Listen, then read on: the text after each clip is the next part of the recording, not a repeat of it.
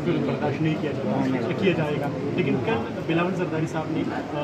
ثبوت کے ساتھ ان پر کرپشن کے الزامات لگائے ہیں اور ان کی کرپشن اس سے بھی ثابت ہوتی ہے کہ اجمل وزیر کرپشن کے اس پر کرپشن کے الزامات لگے. تو اس حوالے سے آپ کا کیا موقف ہے؟ بسم اللہ الرحمن الرحیم. جی جیسے کہ آپ دیکھیں یہ حکومت یو ٹرنس کی حکومت ہے اور لگتا یہ ہے کہ احتساب کے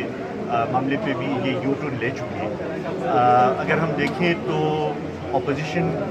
کی کسی جماعت کے خلاف یا ان کے کسی سیاسی لیڈر کے خلاف اگر درخواست بھی آتی ہے تو ان کو فوراً گرفتار کر لیا جاتا ہے اور اس کے بعد تحقیقات ہوتی ہے. میڈیا میں اگر کوئی آواز اٹھاتا ہے اس کو روکنے کے لیے یا تو چینلز کو بند کر دیا جاتا ہے یا امیر شکیل صاحب کی طرح ان کو گرفتار کر لیا جاتا ہے اور ان کے اوپر جھوٹے مقدمات بنائے جاتے ہیں. اور جب اپنے گھر میں ان کے کوئی شکایت نکل آئے تو اس کو ڈانٹ ڈپٹ کر صرف عہدے سے ہٹا دیتے ہیں اور اس معاملے کو ادھر ہی دفن کرنے کی کوشش کرتے ہیں. میرے خیال میں اس وجہ سے اس احتساب کے عمل کے اوپر کسی کا اعتماد نہیں رہا. یہ اجمل وزیر صاحب کا جو واقعہ ہوا یا اس سے پہلے کئی وزراء کے اوپر چارجز لگے لیکن پھر کچھ نہیں ہوا, بی آر ٹی کے اوپر کچھ نہیں ہوا, بلین ٹری سونامی کے اوپر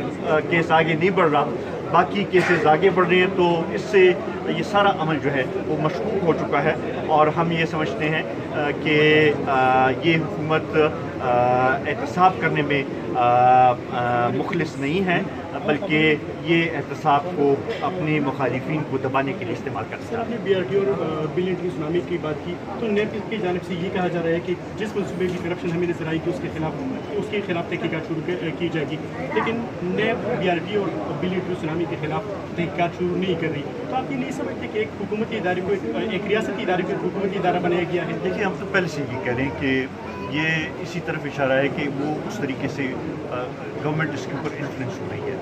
ہمارا تو یہ توقع تھی کہ نیب کے چیئرمین صاحب جو ہیں وہ انڈیپینڈنٹ کردار ادا کریں گے, لیکن لگ یہ رہا ہے کہ ان کو مفلوج کیا گیا ہے اور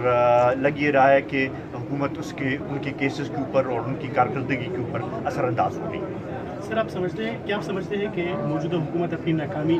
جو ہے وہ 18ویں ترمیم اور NFC ایوارڈ اور اب کرونا کے پیچھے چھپا رہی ہے؟ لیکن پہلے دن سے کبھی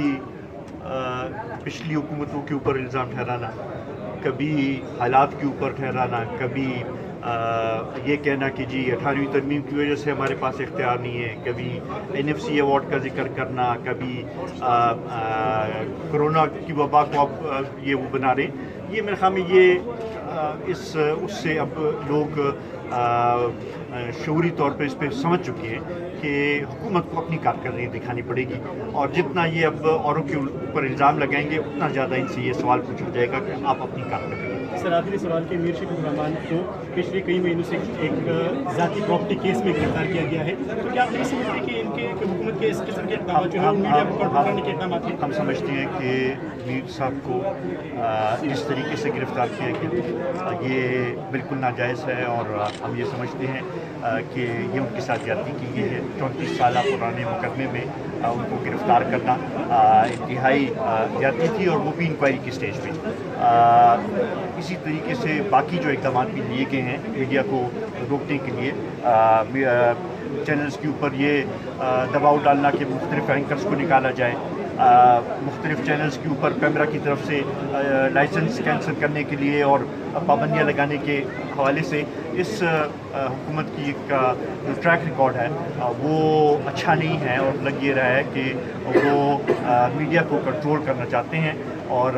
چاہتے ہیں کہ جو حقائق ہیں وہ عوام کے سامنے نہ آئیں. میں سمجھتا ہوں کہ یہ خود بخود اس طرف اشارہ ہے کہ یہ حکومت ناکام ہو چکی ہے.